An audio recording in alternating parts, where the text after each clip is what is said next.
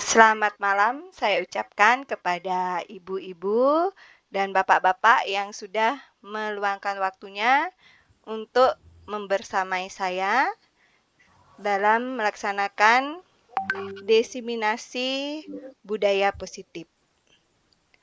Baiklah Ibu, untuk melancarkan kegiatan hari ini, Tiang bisa mulai dengan doa, bisa Tiang minta salah satu dari ibu-ibu untuk memimpin doa, bisa di raise hand atau bisa Tiang minta tolong mungkin di sini sama ibu-ibu silahkan.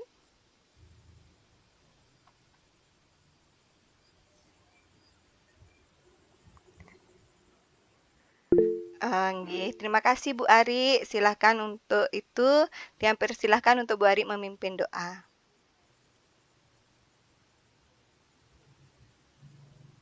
Mohon maaf Bu, mic-nya tolong dihidupkan Mic-nya dibuka dulu Bu, cantik. Unmute. Baik, selamat malam ibu-ibu hebat. Hari ini saya pimpin doa. Mari kita berdoa menurut agama dan kepercayaan masing-masing. Semoga acara diseminasi budaya positif ini berjalan dengan lancar. Berdoa mulai.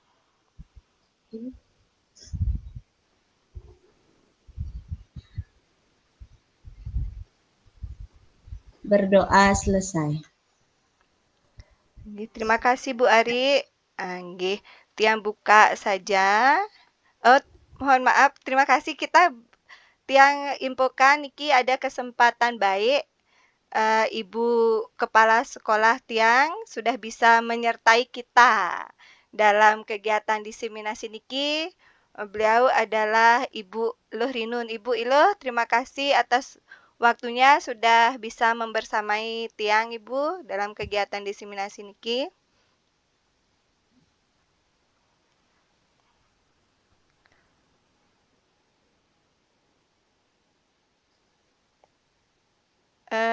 Mic-nya Ibu mungkin.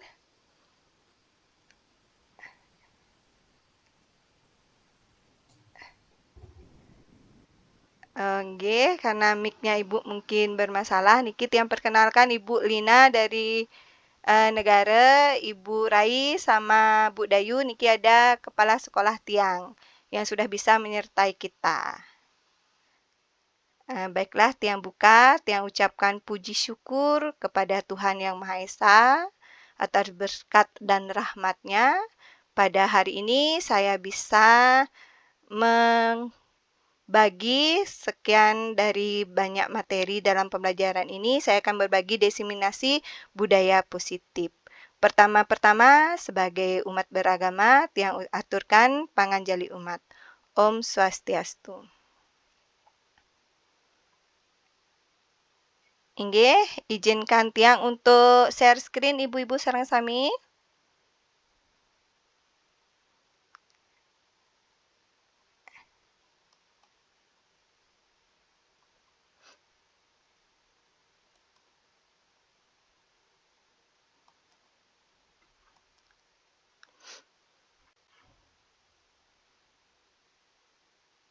Nah, bagaimana ibu-ibu sampun kelihatan nggih di layar? Sudah. Sampun Ibu. Sampun Ya, terima kasih. Tiang perkenalkan di sini Tiang akan mendampingi membersamai ibu-ibu sareng sami semuanya dalam diseminasi budaya positif. Tiang perkenalkan Tiang Ida Ayu Purnama Dewi bekerja di SD Cipta Dharma sebagai CGP Angkatan 9 Kota Denpasar. Adapun kegiatan hari ini yang akan dilaksanakan, yang pertama pembukaan tadi sudah Tiang buka sendiri dan juga Tiang sudah berdoa kita bersama dipimpin sama Bu Ari. Untuk selanjutnya Tiang akan paparkan materi mengenai budaya positif. Niki biar kelancaran pelaksanaan Meet hari niki ada beberapa kesepakatan belajar. Mungkin bisa juga dirubah. Niki kesepakatan yang Tiang ajukan, mungkin bisa dirubah. Yang pertama, kita bangun suasana positif dan kolaboratif. Nggih, nanti bisa kita bertukar pikiran di Ibu untuk membangun budaya positif. Memunculkan empati, rasa peduli kita sama teman-teman yang ada di sini. Dah itu berbicara sesuai dengan kesempatan. Bisa dengan di sini ada bisa raise hand. Bisa Ibu klik tombol raise hand bila ingin berbicara. Catat jika diperlukan. Yang selanjutnya saat ada yang berbicara, maka yang lain menjadi pendengar aktif. Apa yang terjadi di sini tinggalkanlah di sini. Baik yang buruk-buruk, Tiang harap semoga tidak dibawa kemana-mana. Kita sudahi sampai di sini. Kita cukup sebarkan hal-hal yang positif saja. Bagaimana Ibu Sarangsami? Sudah bisa? Apakah ada tambahan lagi kesepakatan untuk belajar hari ini?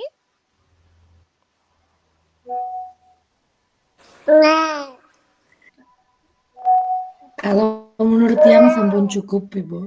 Nggih, terima kasih Bu Dayu. Yang lain sampun cukup? Cukup Bu Sudah Dayu. cukup. Sudah cukup Bu Dayu. Oke, baik. Terima kasih. Bisa Tiang lanjutkan. Di sini kita akan belajar materinya tentang perubahan paradigma belajar. Yang kedua, disiplin positif. Yang ketiga, kebutuhan dasar manusia. Yang keempat, motivasi perilaku manusia. Yang kelima, posisi kontrol restitusi. Yang keenam, keyakinan kelas. Dan yang terakhir, segitiga restitusi. Nah, biar tidak tegang ya Ibu-Ibu, kita ajak ice breaking dulu. Ya. Nah, Tiang punya gambar.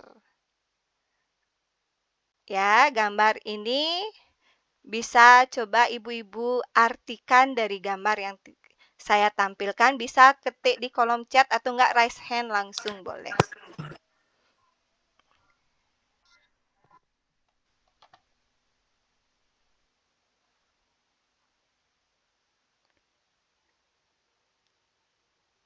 Mungkin ada di sini Bu Bu Loh Rinun. Ya, silahkan Ibu.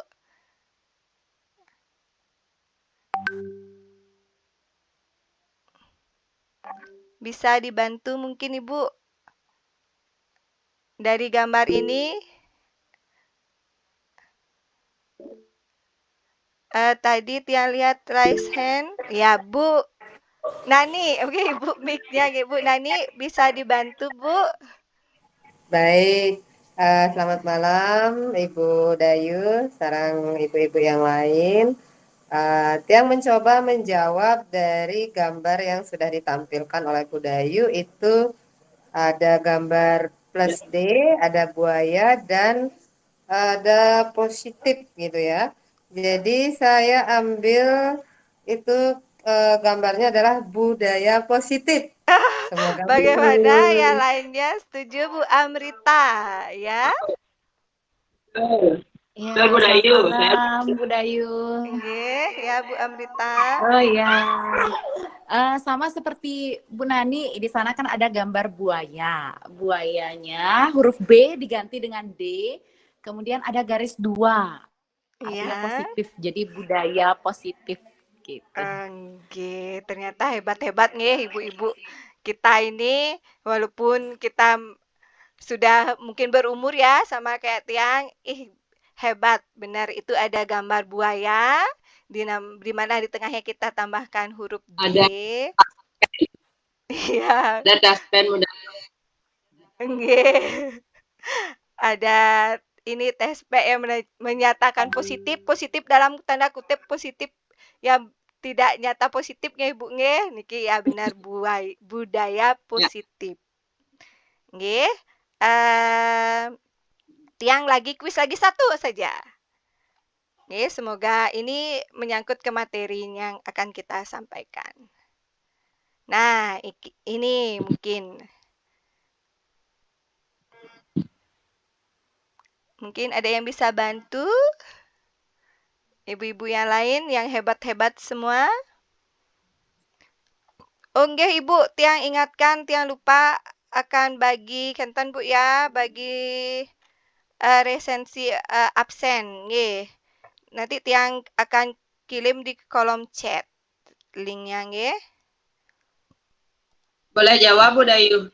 Oh, dados, silahkan Ibu. Boleh jawab. Kenyamanan belajar atau kenyamanan di kelas? Kenyamanan belajar atau kenyamanan di kelas, nggih, boleh tiang simpen dumun, mungkin yang lainnya. Oh, nggih, sudah ada. Ibu Dayu, ya, Bu Dayu Gita ya, dia bilang keyakinan. Oke, baru keyakinan didapat. Bu Iluh wau aturan ye di kelas. Kenyamanan. Kenyamanan di kelas, nggih.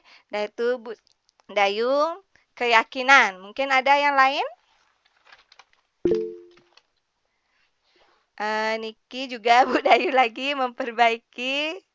Ada keyakinan belajar, bisa dilihat juga bersama di chat ya. Ada keyakinan belajar, ya boleh. Oh iya. Nggih, mungkin ada lagi? Keyakinan di kelas Bu. Nggih. Keyakinan kelas. Di kelas. Nggih. Ya, tepat. Mungkin yang tiang maksud. Mungkin Ibu bisa menjelaskan Ibu kenapa Ibu bisa Ibu Ilo bisa memunculkan kata keyakinan kelas. Izin ya Bu ya. Nggih. Kemudian kan itu ada Pak Hakim. Pak Hakimnya hanya diganti dengan Y, kemudian M-nya diganti dengan N, jadi keyakinan, kemudian ada gambar kelas, jadi kelas, gitu loh Bu. Ampuro kalau salah. Nggih. Terima kasih Bu, nggih benar. Kalau Bu Dayu Trisna mungkin memilih keyakinan belajar. Punapi Bu Dayu?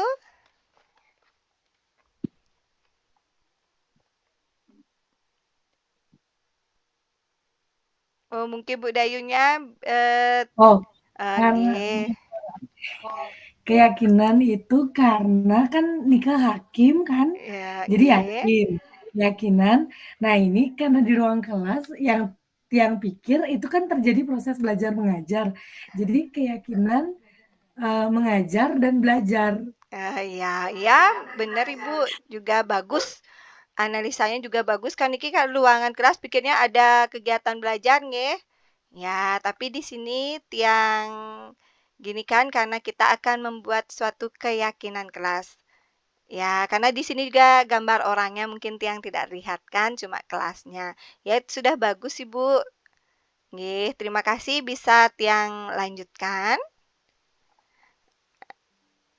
Ya, lanjut Bu Dayu, lanjut. Sekarang kita akan pembelajaran dengan paradigma baru.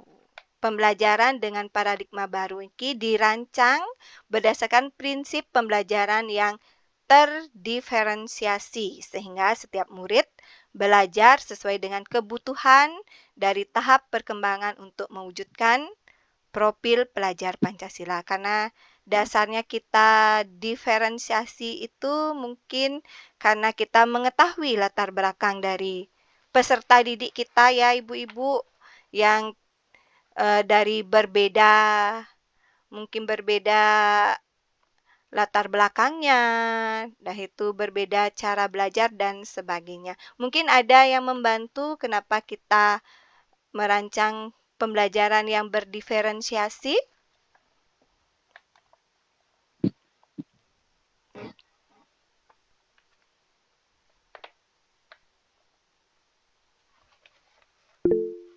Oke, nggih, silahkan Bu Nani. Baik, izin Bu Dayu untuk menjelaskan sedikit yang saya ketahui kenapa kita harus menyusun dalam pembelajaran berdiferensiasi mengingat ke latar belakang dari peserta didik kita, yaitu siswa kita beragam, ada yang dari berbagai macam sosial ekonomi, kemudian emosional, karakteristik dari sikap dan minat serta bakat dari peserta didik tersebut sehingga kita bisa memunculkan adanya pembelajaran diferensiasi. Itu sih menurut saya. Terima kasih Bu Dayu. Nggih, terima kasih Bu Nani. Bagus sekali. Nggih, yang sudah bisa juga menambah wawasan mungkin kita berbagi di sini jadinya pembelajaran diferensiasi itu memang kita rancang untuk memenuhi kebutuhan siswa yang memang beragam ya. Baik dari kesiapan belajar, mungkin juga dari latar belakang dan sebagainya. Bagaimana ibu-ibu yang lain? Apakah wenten tambahan? Apakah bisa kita lanjutkan?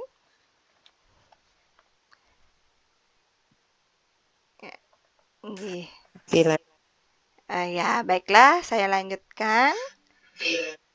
Nah, di sini kita belajar tentang kembali ke filosofi Ki Hajar Dewantara. Di sini untuk menciptakan murid yang merdeka harus ada disiplin yang kuat. Disiplin diri. Disiplin diri ini dapat membuat seorang menggali potensinya menuju kepada sebuah tujuan, sesuatu yang dihargai dan bermakna. Mempelajari bagaimana cara kita mengontrol dan menguasai diri untuk memilih tindakan yang mengacu pada nilai yang kita hargai. Disiplin merupakan sikap tanggung jawab seseorang terhadap apa yang telah dilakukan karena tindakan tersebut didasari pada nilai-nilai kebajikan universal. Di sini juga kita akan mengenal nilai-nilai kebajikan universal. Nggih, kalau begitu Tiang bisa lanjutkan. Nah, Tiang punya mungkin sedikit pertanyaan. Tiang kasih umpamanya ibu-ibu sami untuk mengetahui sistem kontrolnya kita. Seandainya ibu menggenggam, ibu-ibu semua bayangkan menggenggam sesuatu yang sangat berharga yang ibu miliki. Sekarang keputusan itu ada di tangan ibu. Bagaimana ibu mengambil keputusan apakah ibu akan membuka kepalan tangan ibu atau tetap mengepalkan bila ada orang atau siapapun yang ingin membujuk ibu, merayu ibu dengan berbagai alasan apapun. Mungkin ada yang bisa membantu Tiang menjawab.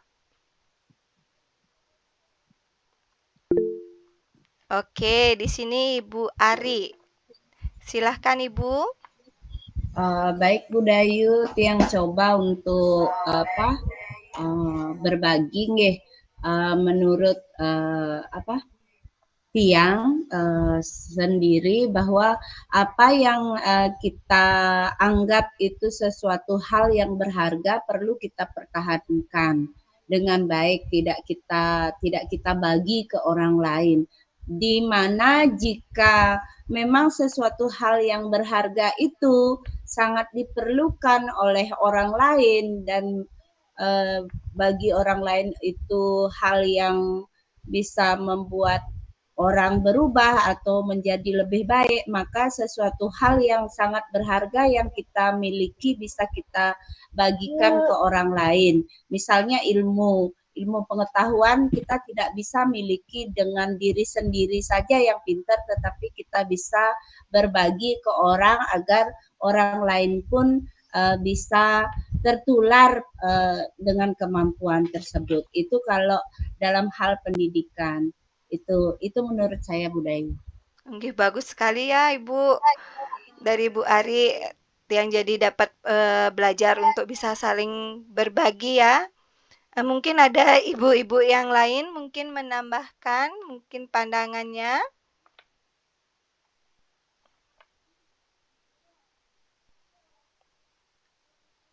Ataukah mungkin sama nggih sependapat sama Bu Ari?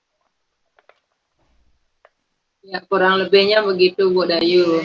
Ya, benar Ibu. Sebenarnya kita juga bisa menarik kesimpulan di sana. Sistem kontrol itu ada pada diri kita sendiri, memilih untuk membuka ataupun menutup itu pada kontrol diri kita sendiri.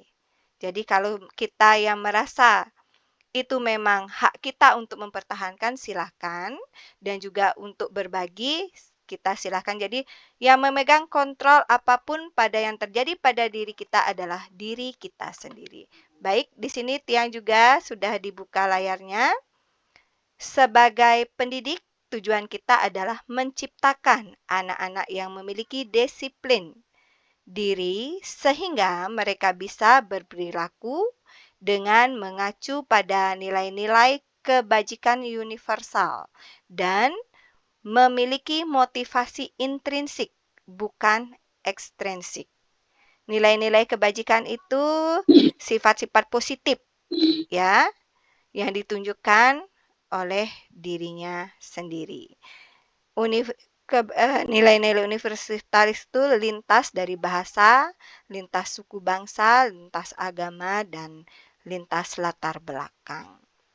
Disiplin itu adalah cara menerapkan disiplin yang bertujuan untuk menumbuhkan kesadaran serta memberdayakan anak untuk melakukan sesuatu tanpa sogokan, tanpa ancaman maupun hukuman. Berarti kita menumbuhkan motivasi intrinsik dari dalam diri anak itu sendiri. Nah, Ibu mengingat kembali memori kita saat kita menjadi seorang murid. Mungkin Ibu juga kita walaupun sekarang sudah tidak jadi murid, ya, kita bisa mengukur itu dari murid-murid kita. Apa motivasi Anda datang ke sekolah lebih awal? Ini ketika Ibu menjadi murid, ya, di situ mungkin ada di sini takut dihukum oleh guru, ingin mendapat pujian dari guru dan teman-teman, menyiapkan diri lebih pagi mengikuti pembelajaran di kelas. Ini mungkin jawabannya tergantung pribadi anak. Nggih.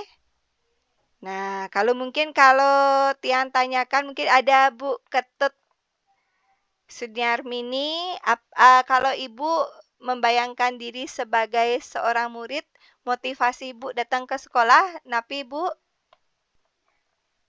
Ketemu teman, Bu. Kenapa Ibu? Ketemu teman. Ingin ketemu teman, nggih, benar. Ada? Nggih. Ayo, nggih, mungkin ada yang lain motivasinya, mungkin kalau ya Bu Eka, Bu Eka. Apa Ibu Eka motivasinya? Takut dihukum oleh guru. Oh, takut dihukum oleh guru, nggih. Ya, benar itu dah. Kalau Bu Sukma, napi Bu Guru Sukma? Kalau saya sih ini yang B, ingin mendapat pujian dari guru dan teman-teman. Soalnya saya agak gila pujian, jadi suka kalau dipuji. Ya benar, ini dah lebih awal, nah kayak gitu saya suka. Jadi itu sih motivasinya kalau saya jadi murid dulu. Ya dulu nggih. Nah, ini kan iya dulu. Kalau ya, saya ketemu teman, Bu, biar ada ajak ngobrol. Benar. Ya, ini dah Bu yang motivasi-motivasi yang itu, yang pingin paradigma yang itu mungkin kita ingin rubah perlahan. Jadi motivasi itu timbul dari dalam diri anak sendiri, harus datang pagi itu bukan karena sesuatu imbalan ataupun karena ingin mendapat pujian. Ya, bagaimana sekarang kita sebagai seorang guru untuk bisa membentuk atau menuntun anak-anak biar bisa melatih motivasi dari dirinya sendiri. Karena yakin Bu, kalau kita melakukan sesuatu memang kalau dari diri kita, pasti hasilnya akan jauh lebih baik. Nggih, baik. Terima kasih juga Ibu tadi sudah memberikan motivasi menurut Ibu. Sekarang kita lanjutkan nggih. Nah, ini juga ada selanjutnya. Pada saat kita mengendarai sepeda motor, kita harus mengenakan helm. Ya. Di situ ada biar selamat sampai tujuan. Takutnya amit-amit nanti kejeduk aspal, mending kita menjaga kepalanya kita. Biar dibilang keren sama temen. Biar nggak kena tilang. Sebenarnya ini semua Benar apa tidak, Ibu? Ketiganya ini? Benar. Benar. Benar. Hmm. Ya, inilah motivasi kita untuk kita memakai helm itu untuk diri kita sendiri, bukan untuk orang lain.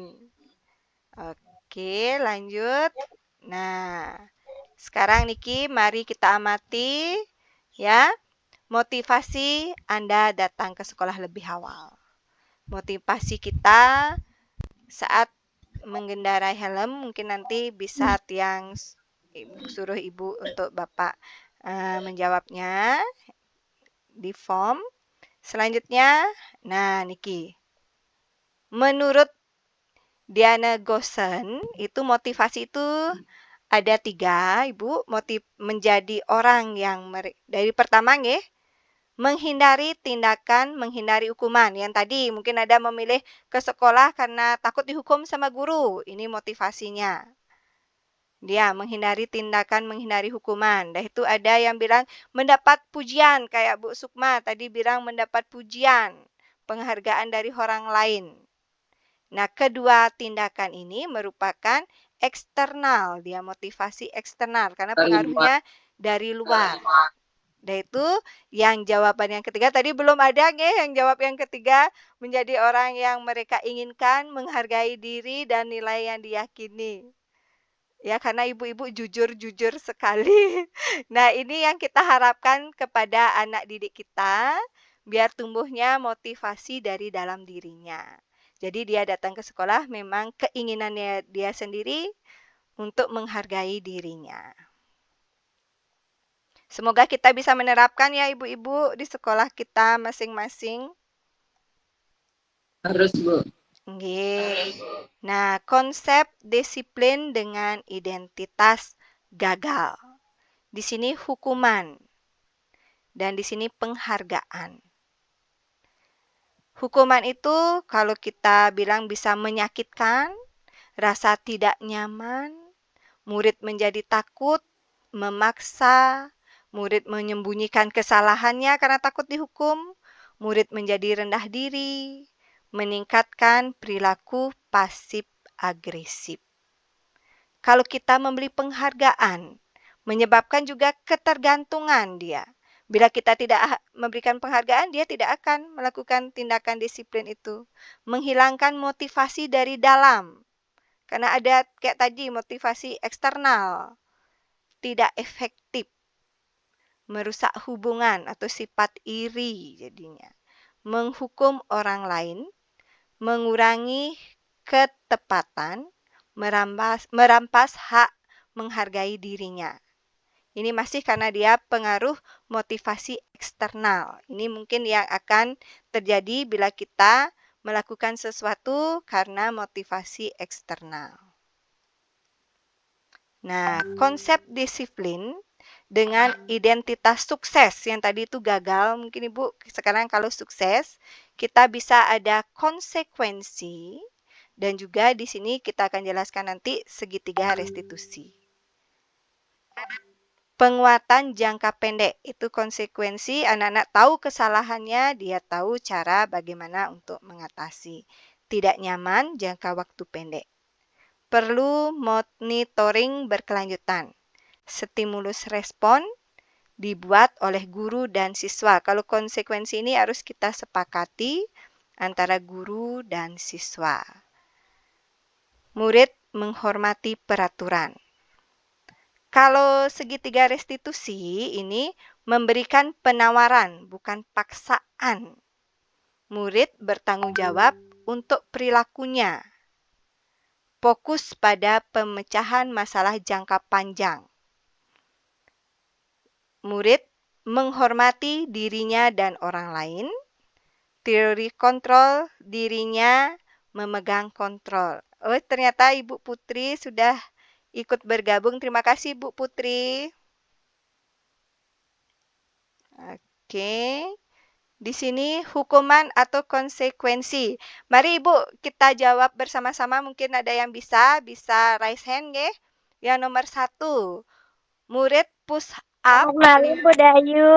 Maaf baru bisa bergabung.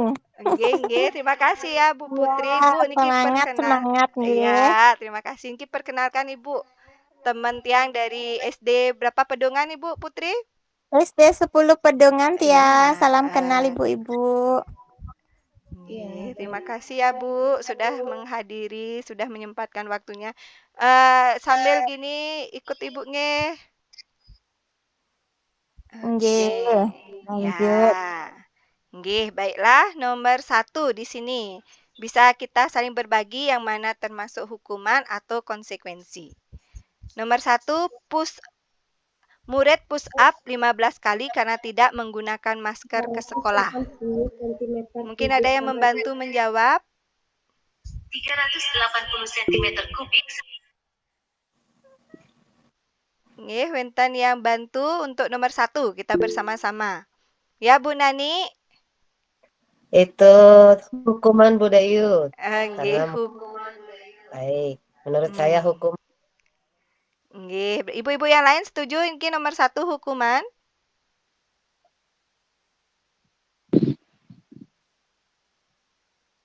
Nggih, kita pegang dulu nggih nomor 1 niki hukuman, benar karena kita memberikan push up itu tindakan hukuman secara fisik tanpa tahu anak-anak untuk konsekuensi dari kesalahannya. Sekarang nomor 2, murid membersihkan coretan yang dibuatnya di meja.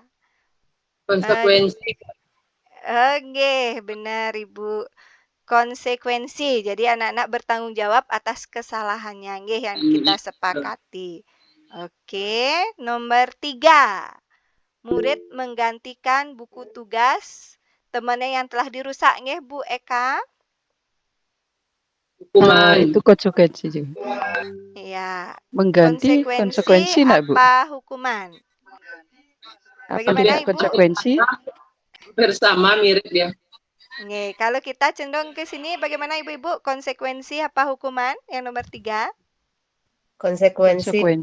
Konsekuensi Bu. Konsekuensi dia. Nggih, ya konsekuensi di sini memberikan kesadaran kepada murid untuk bertanggung jawab menggantikan buku temannya. Nggih. Yang nomor 4, murid lari 2 putar lapangan basket karena datang terlambat. Hukuman itu Bu. Nggih. Hukuman. Ya, hukuman. Nggih. Hukuman, kita setuju. Berarti Ibu Tiang rasa sudah pintar, sudah hebat semua, sudah bisa membedakan mana yang hukuman dan yang mana konsekuensi. Nggih, Tiang lanjutkan.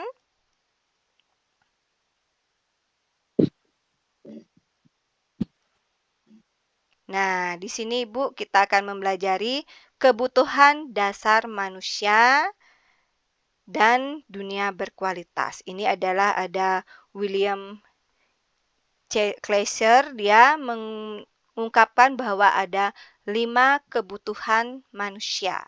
Yang pertama itu psikologis dari kesehatan, rumah, makanan, ya. Biologis itu reproduksi, kita tahu psikologis itu rasa aman. Itu sebenarnya kebutuhan manusia yang pertama. Yang kedua ini yang pertama ini adalah kebutuhan untuk bertahan hidup. Nggih, yang kedua itu psikologisnya ini ada rasa kasih sayang dan rasa diterima. Ya, ingin disayang, diterima, dan tetap terhubung dengan lingkungan sosial. Yang ketiga itu ada kebutuhan akan kebebasan secara psikologis, ingin kemandirian, otonomi, pilihan, dan mengendalikan arah hidup seseorang. Itu ada kebutuhan manusia. Yang keempat itu akan kesenangan. Ya, manusia itu butuh kesenangan, ingin kesenangan, ingin bermain dan tertawa. Ya, yang kelima ini ternyata kita membutuhkan suatu pengakuan tentang penguasaan secara tidak sadar Ibu-ibu ya. Kita ingin dianggap berharga, ingin diakui dan dihormati. Berarti kita secara tidak langsung emang itu ada kebutuhan dari dalam diri kita.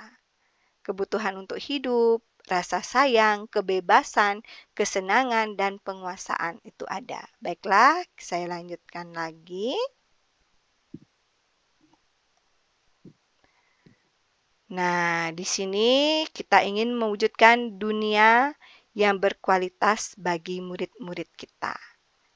Ya, karena kita sadari Ibu, untuk menumbuhkan disiplin positif, budaya positif itu adalah berawal dari kita seorang guru adalah di sekolah kita sebagai tempat khusus dalam pikiran, orang-orang terbaik dalam hidup, hal-hal baik dalam hidup kita, membahagiakan, memenuhi kebutuhan sadar kita, membuat hidup menjadi lebih bermakna. Itu yang kita inginkan.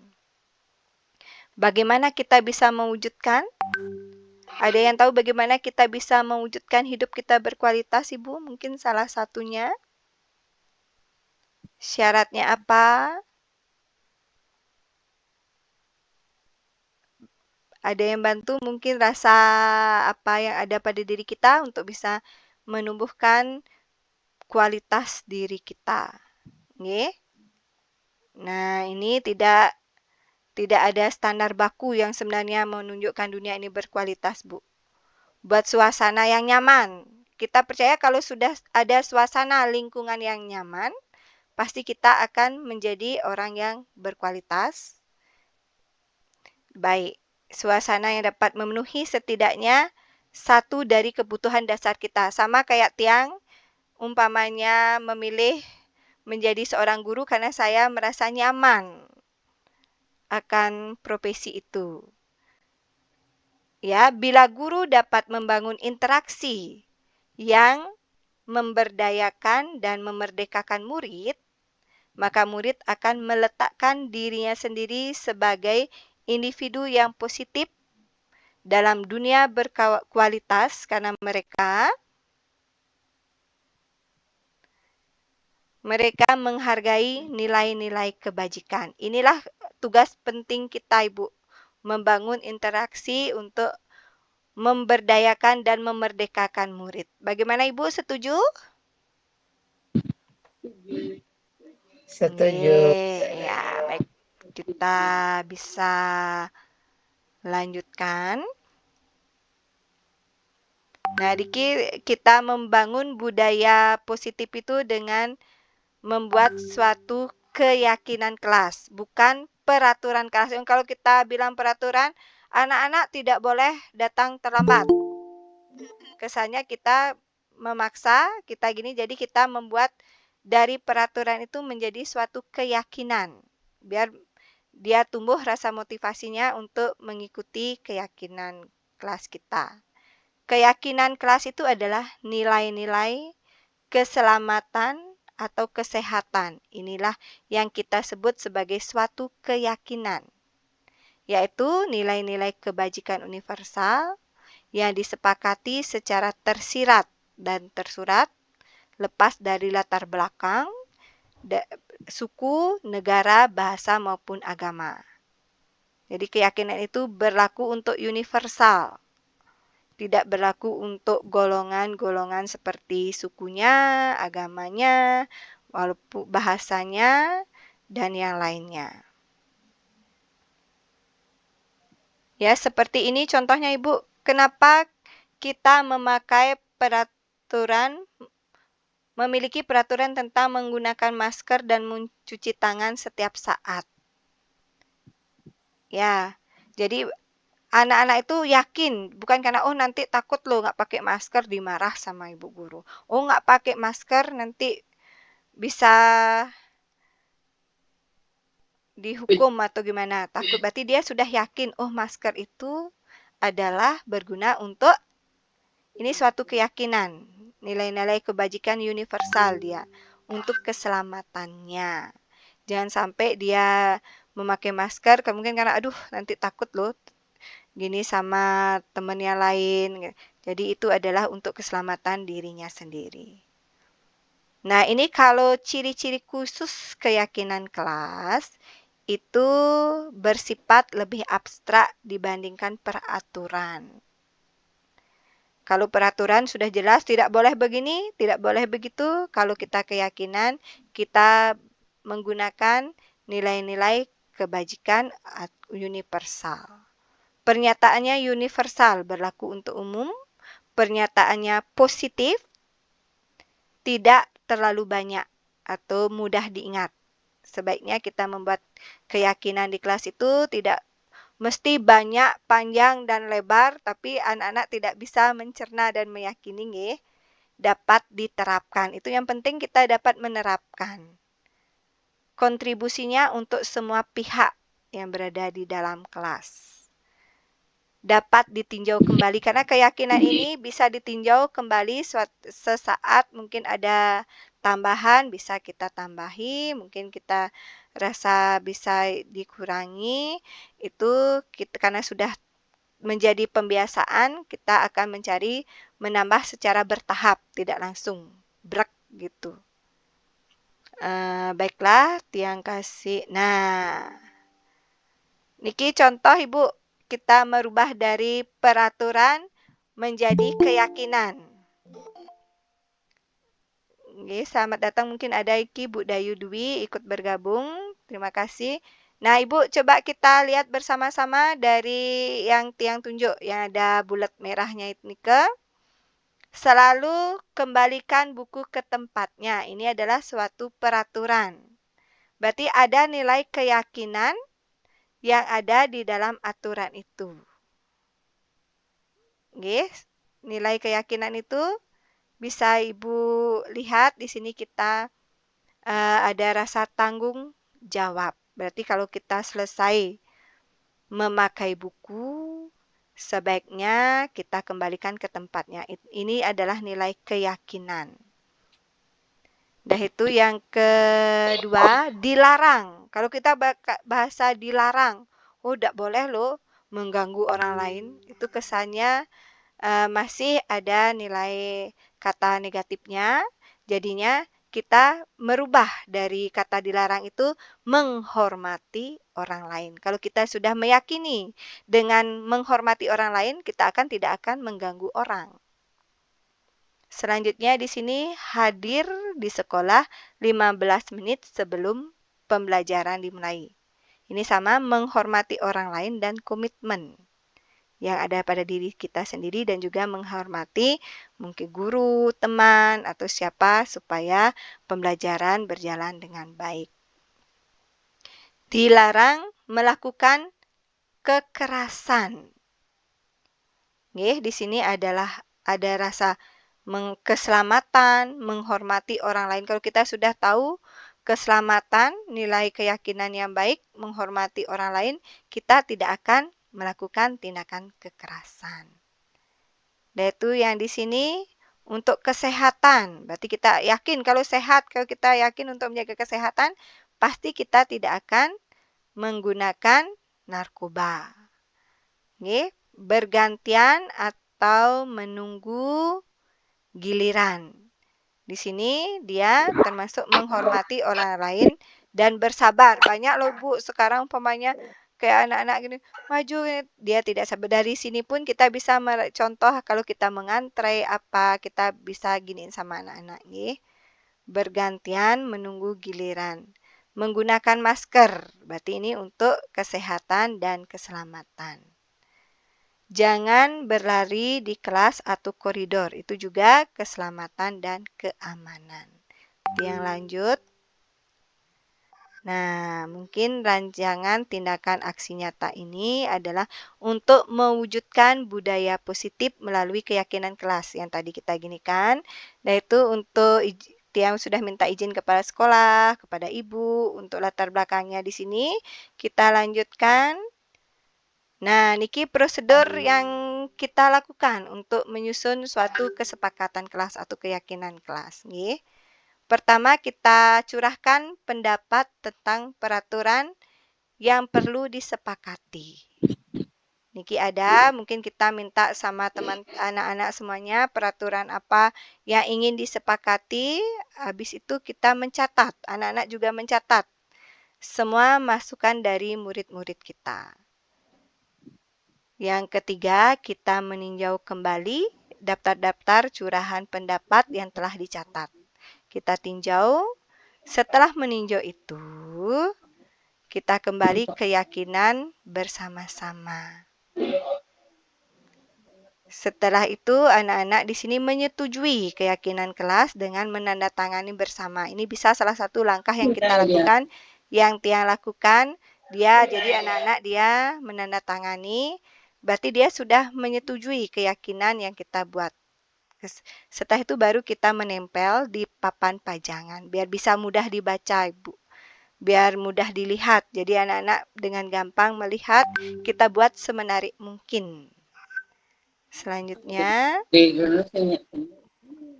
Nah, ini juga yang penting kita pelajari ini. Dasar-dasar yang paling kita penting pelajari itu adalah posisi kontrol, Ibu.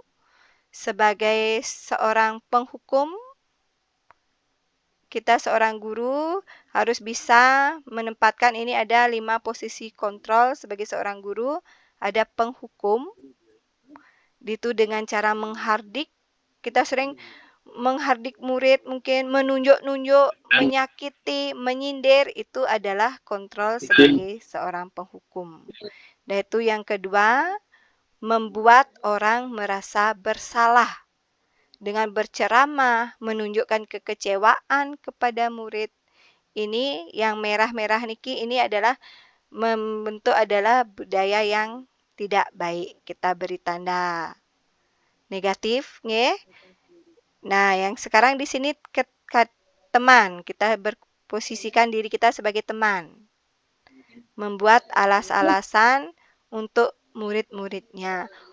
Itu dan juga di sini sebagai pemantau, mengatur dan mengukur. Ini berarti kita positif tapi membuat ketergantungan sama anak-anak. Yang diharapkan di sini, ya ibu-ibu semua, kita bisa bertindak sebagai posisi kontrol seorang manajer. Ya, memimpin, mengatur dengan mengembalikan kepada anak-anak menjadi kekuatannya. Untuk menguatkan dia, menyadarkan dia apa yang dia lakukan adalah benar atau salah. Jadi dia bisa memperbaiki dari dirinya. Nah, niki coba kita bersama-sama Ibu nggih. Contoh tindakan. Apakah dia posisinya sebagai penghukum ataukah dia gurunya sebagai teman, pemantau atau sebagai manajer. Yang pertama, Tiang bacakan. Dibantu ibu-ibu semuanya. Ani, perbuatanmu membuat ibu guru benar-benar merasa kecewa. Bagaimana Ibu Niki, sebagai apa kontrol kita seorang guru? Merasa bersalah. Merasa bersalah. Kita pegang dulu nggih kata Bu Ari Niki sebagai kontrol merasa bersalah. Karena dia bahasanya membuat kecewa. Sekarang kita lanjutkan. Yang kedua, nilai-nilai apa yang ketika yakini Nina? Apakah kamu bersedia memperbaikinya? Niki, siapa yang bisa bantu Tiang? Kontrol sebagai apa? Pemantau.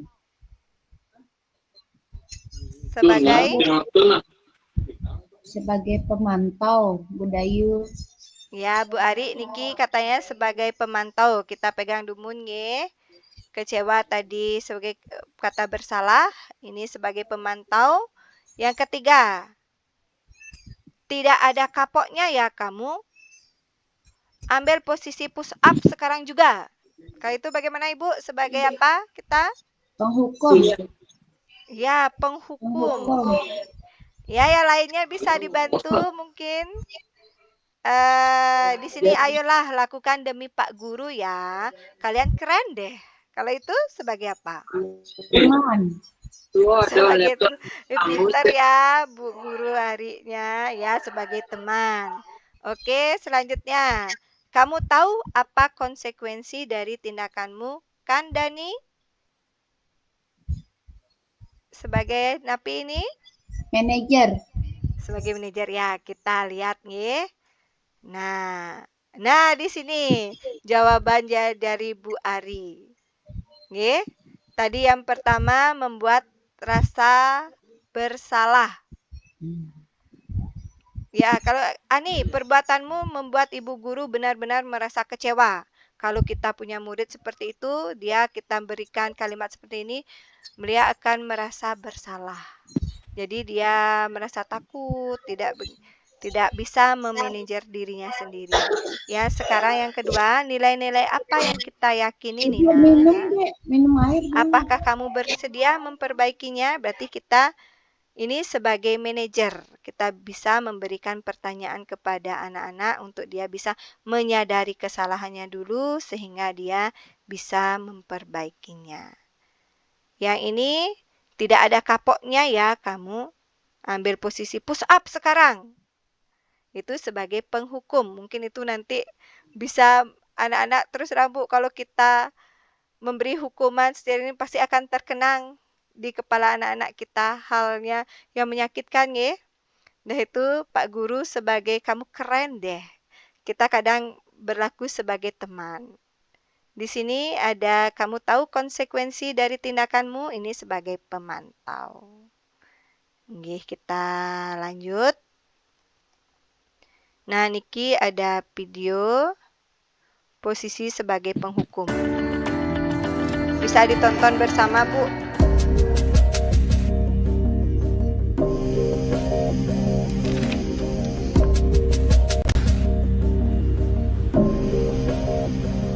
Naren!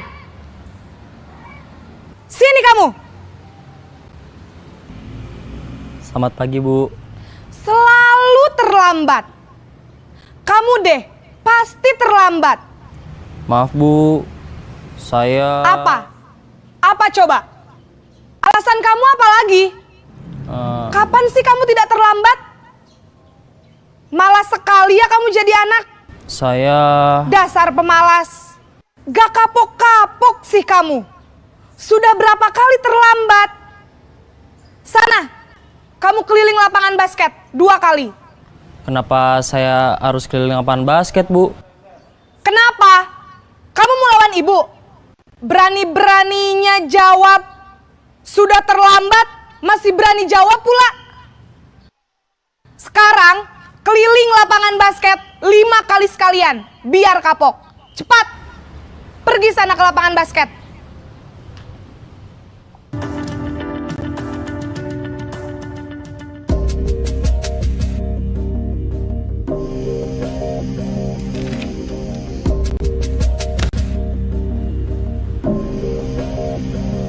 Naren!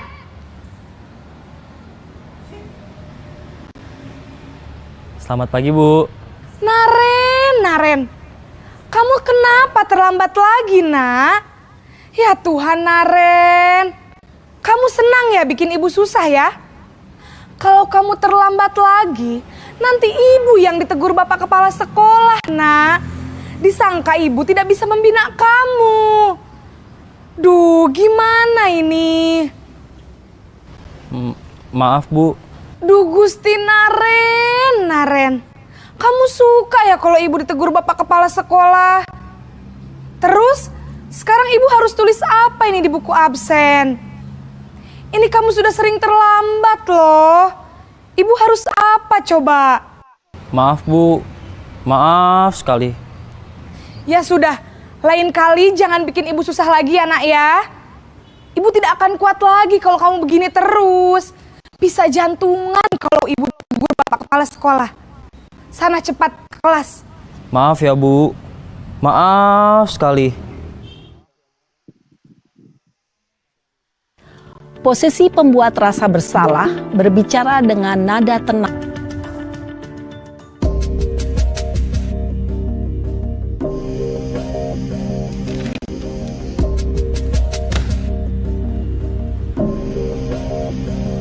Naren!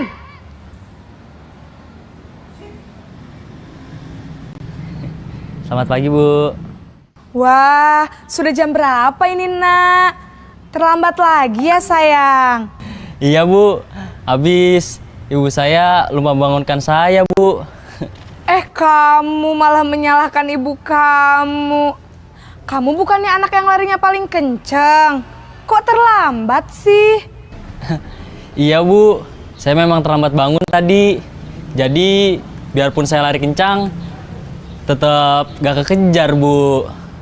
Ya sudah sana, nanti lain kali larinya lebih kenceng lagi ya. Biar gak terlambat lagi.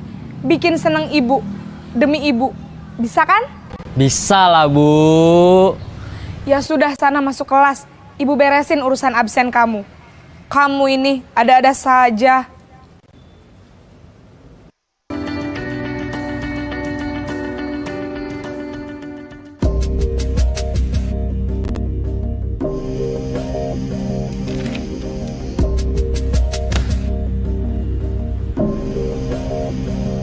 Naren!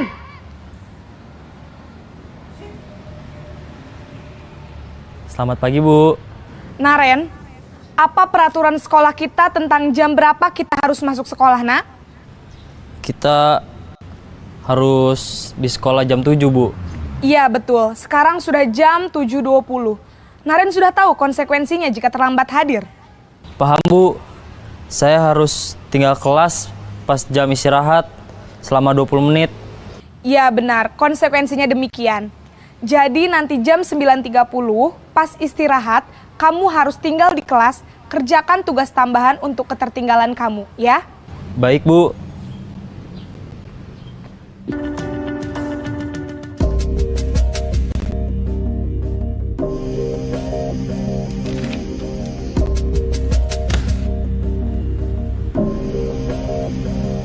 Naren!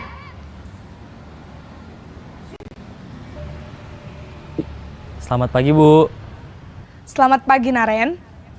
Maaf, Bu. Saya terlambat. Iya, sekolah masuknya jam 7, sekarang sudah jam 7.20. Jadi sekarang bagaimana ini, Naren? Maaf, Bu. Saya lupa setel alarm saya semalam. Baiklah, menurut kamu, keyakinan sekolah yang mana yang perlu kamu tingkatkan?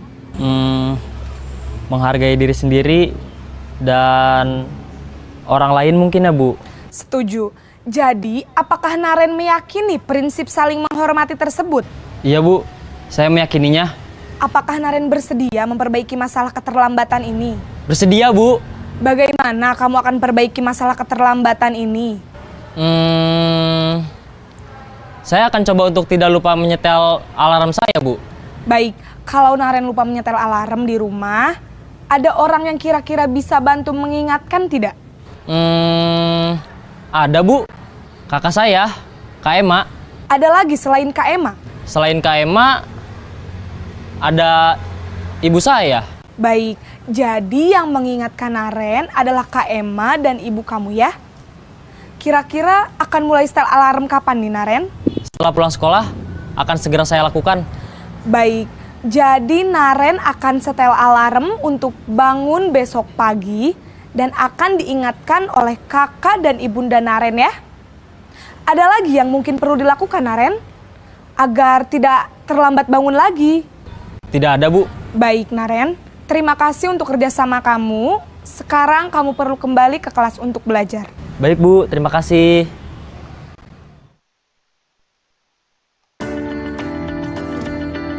Nggak bisa ya? Oke. Nah, ibu-ibu tadi Diket yang sudah berikan tentang ilustrasi bagaimana kita sebagai posisi kontrol seorang guru. Oke, baik Tiang lagi lanjutkan.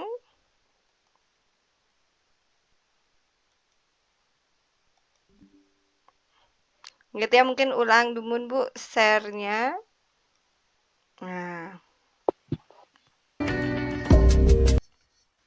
Nggih.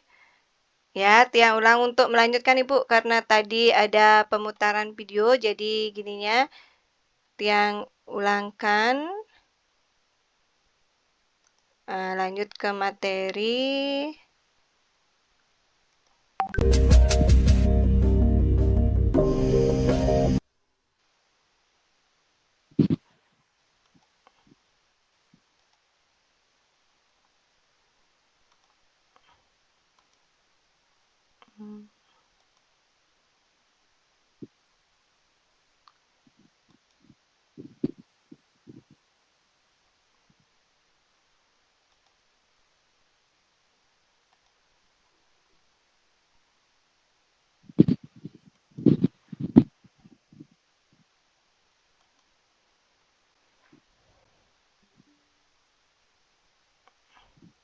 Nggih.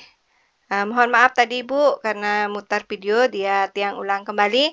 Tadi diharapkan dari video nike kita bisa memposisikan tindakan kita sebagai guru, sebagai manajer. Jadi kita bisa menggali anak-anak melalui pertanyaan-pertanyaan, dia bisa menyadari kesalahannya dia. Bagaimana Ibu bisa kelihatan share screen-nya?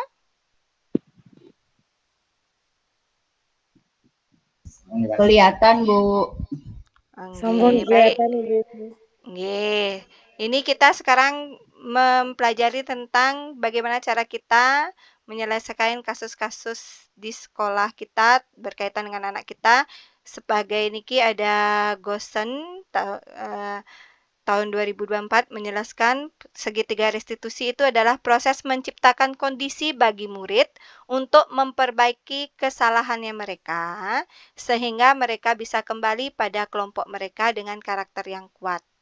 Jangan sampai kita memberikan hukuman jadi mereka tidak ada motivasi untuk kembali ke lingkungan mereka karena mereka malu atau bagaimana. Kita harapkan kita bisa melaksanakan segitiga restitusi niki. Restitusi ini adalah kategori identitas sukses karena sifatnya dapat digunakan sebagai penerapan disiplin positif. Nah, niki ada 3 tahapan dari segitiga restitusi. Yang pertama itu adalah menstabilkan identitas. Setiap orang pasti pernah melakukan kesalahan.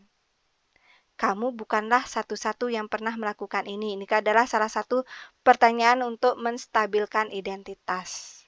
Jadi mereka tidak langsung merasa bersalah.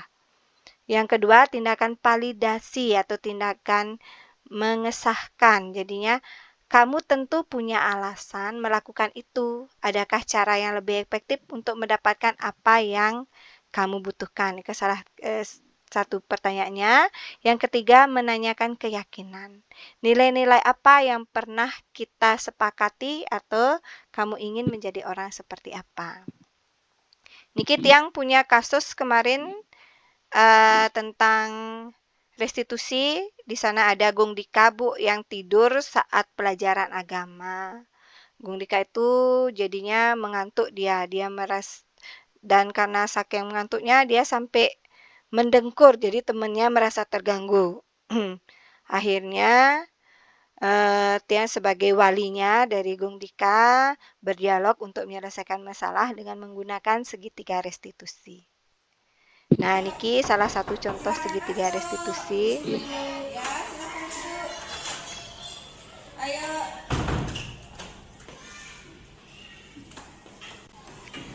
Yang lakukan Ibu di sekolah.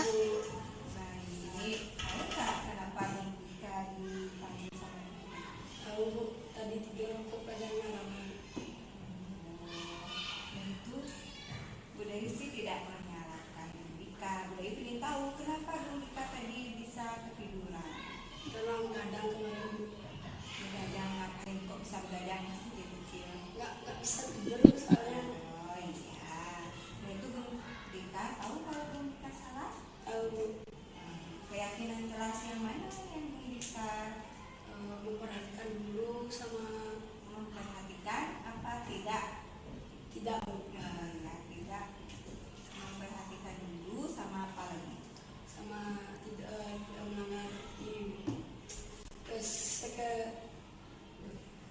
frekuensi kelas, Bu. Yaitu untuk mengatasi itu apa yang akan minta maaf kepada guru agamanya. Habis itu tidak mengulanginya lagi. Dan mengatur jam tidur. Mengatur jam tidur. Ya. Karena kalau guru kita sudah bisa mengatur yang baik, berarti guru kita tidak akan melakukan kesalahan itu lagi. Ada nggak hal lain yang bisa kita lakukan?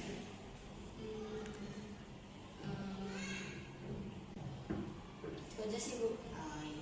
Suara. Oh, gedein ya suaranya. Sama enggak. Kalau mau nelpon speaker. Mana dia, Dit? Baik, Niki kasus yang pertama ada 2 kasus ibu-ibu. Yang kasus yang kedua ini ada Nah, Niki kasus yang kedua ketika ini ada Dita sama Deva. Deva itu mengambil bekal makanannya Dita karena Dita ke toilet jadinya dia mengambil makanannya Dita tanpa izin. Jadilah perkelahian antara mereka. Nah, itu Tiang juga selesaikan sebagai walinya. Kita memanggil mereka ke ruang guru. Silakan masuk. Oke, dia. Silakan Deva sama Dita. Tahu kalian kenapa Bu Guru panggil kalian ke sini? Tahu Bu? Ada apa Bu Dita? Kenapa Dita? Saya Bu. Benar? Ya Bu, ada saya rebut makanan itu gimana akhirnya setelah Deva rebut makanan Dita? Berantem. Di sini Bu Dayu tidak mau mencari siapa yang salah dan siapa yang benar. Nah itu kenapa tadi bisa Deva merebut makanannya Dita? Sudahkah minta izin? Tapi tahu kesalahannya Deva apa?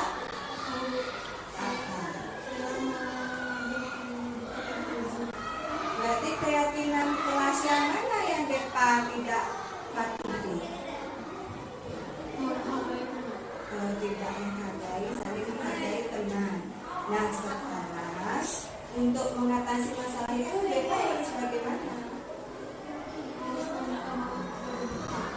Kepada Dita, ayo coba sekarang langsung maaf Deva. Dan minta maaf untuk supaya kesalahan itu tidak Deva lakukan lagi. Nanti Deva harus bagaimana? Membagi masalah kepada Dita yang lebih. Terima kasih ya. Bu Dayu harap masalah ini sudah diselesaikan dengan baik-baik. Tidak ada yang merasa dirugikan ya. Dan silakan kembali yang mana beristirahat dulu ya. Terima kasih.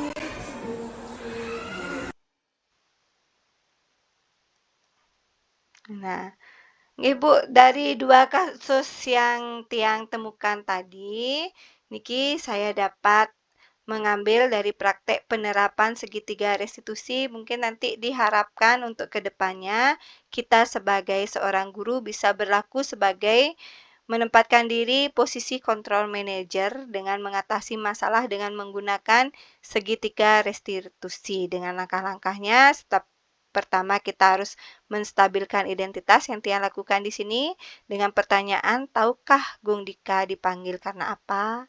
Di sini Ibu tidak menyalahkan Gung Dika, berarti dia membangun dulu rasa nyaman, rasa gini biar dia tidak merasa bersalah. Lalu validasi tindakan yang salah. Kenapa tadi Gung Dika bisa ketiduran? Itu menanyakan alasan kenapa dia bisa melakukan itu. Yang ketiga, menanyakan keyakinan kelas apa dan bagaimana cara Gung Dika mengatasi masalah tersebut. Jadi solusinya itu ada dari dirinya, sehingga motivasi intrinsik dari dalam dirinya untuk bisa mengatasi masalah itu. Itu yang kita harapkan ibu-ibu Tiang berbagi budaya positif, pengalaman positif Tiang bersama ibu-ibu. Yang kedua juga sama tadi Dita, di sini Bu Dayu tidak mau mencari siapa yang salah dan siapa yang benar. Jadi saya tidak menyalahkan kedua anak tersebut. Yang kedua, mengapa Deva bisa mengambil makanan Dita itu memvalidasi, mencari kebenaran. Yang ketiga sama, jadi keyakinan kelas yang mana yang tidak dipatuhi karena kita tadi sudah membuat keyakinan kelas berdasarkan nilai-nilai positif, nilai-nilai baik universal. Nah, sekarang mengatasi masalah itu Deva harus bagaimana? Ini sama, jadi permasalahan itu kita kembalikan kepada anak sehingga anak-anak itu bisa berpikir bagaimana cara memecahkan suatu masalah yang dia hadapi secara mandiri, jadi motivasi itu timbul dari dirinya. Ini Tiang sekedar berbagi, mungkin nanti bisa juga kita terapkan ibu-ibu yang lain juga di sekolahnya masing-masing karena di sini juga Tiang berbangga, bersenang hati karena ada teman-teman saya yang dari jauh, dari negara, dari Tabanan, juga dari Pedungan yang bisa menemani dan juga teman-teman Tiang dari sekolah Tiang. Selanjutnya, kita akhirnya jumpa di penghujung acara. Mungkin ada di sini tanya jawab, mungkin ada yang mau bertanya atau memberi masukan, boleh Ibu?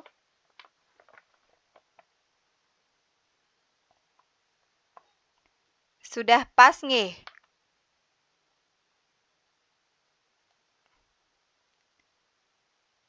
Ibu bagaimana?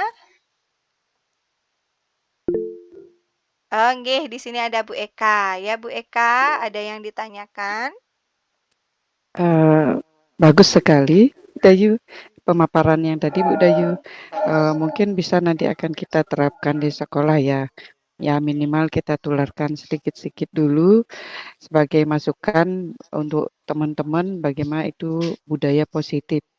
Tahap-tahapannya bagaimana kita menyelesaikan masalah dengan anak-anak kita ya yang di sekolah supaya tidak lagi dengan budaya menghukum ataupun yang menunjukkan rasa bersalah supaya kita juga bisa sebagai teman. Kadang-kadang juga ini juga ya saya juga merasa kadang-kadang menjadikan sebagai teman itu juga ya ada yang juga salah kaprah gitu.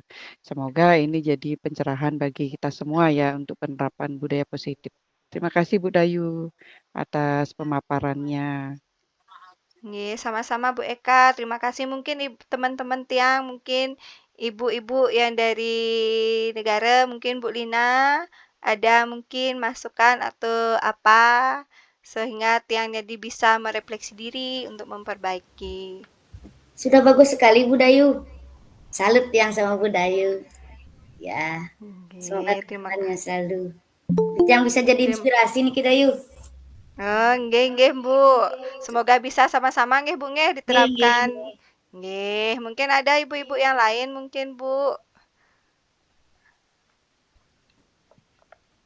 Dayu. Ada? Nggih. Saya tidak memberikan masukan, tetapi nanti mohon diimbaskan. Bagus sekali pemaparannya dari awal sampai selesai.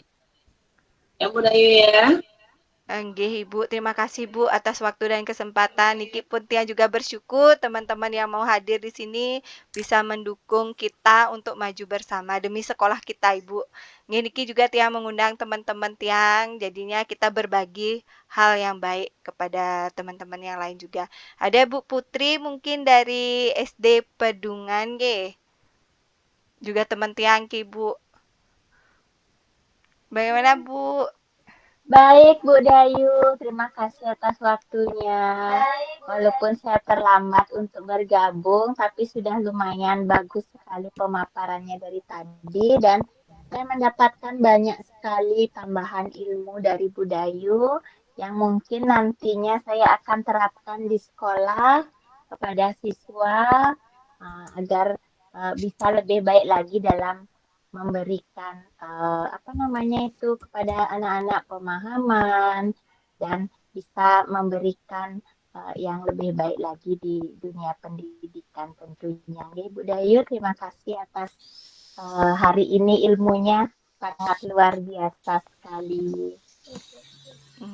Sama-sama. Semangat selalu, nggih. Nggih, terima kasih Bu Putri, sama-sama niki teman Tiang ajak bersama-sama jatuh bangun kita ya dari kuliah sampai sekarang. Terima kasih Selalu Bu semangat Putri. Bu Dayu, semangat Iya, memajukan sama-sama Bu, dunia kita pendidikan. saling nggih. Kayak Bu Lina juga teman Tiang waktu kita PPG ya Bu ya, jadi bisa berbagi sama-sama iya. Ada Bu Rai mungkin Ibu.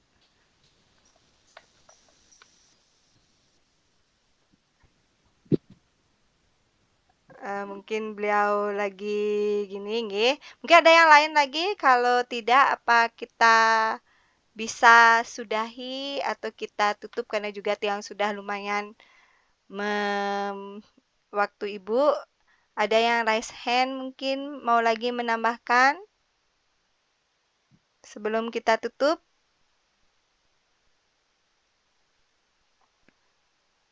Sudah sangat bagus sekali Bu Dayu. Terima kasih Bu Nani. Nggih, kalau begitu terima kasih Tiang ucapkan kepada semuanya.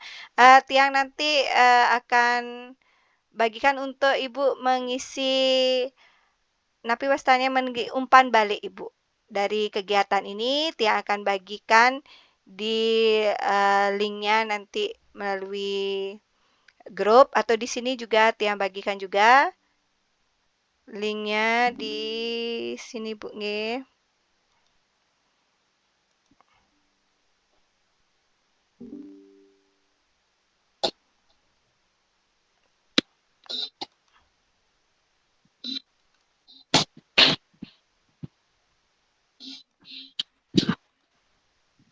Di kolom chat bisa Ibu Tiang bagikan linknya.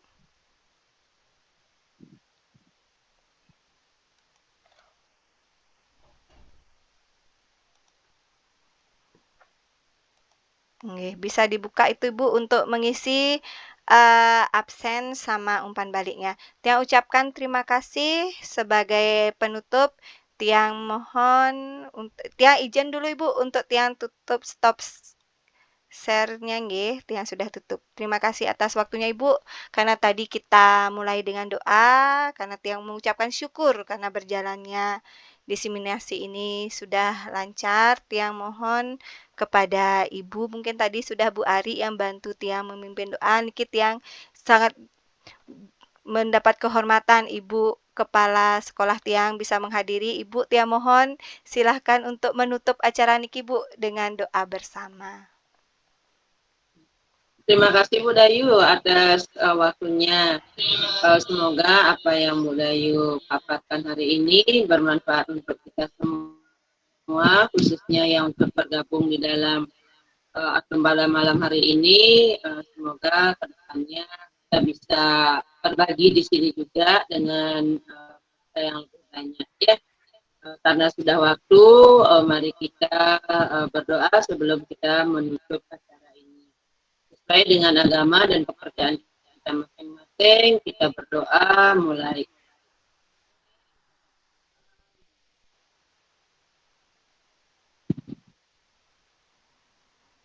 Doa selesai. Terima kasih Bu Dayu. Selamat malam. Terima kasih.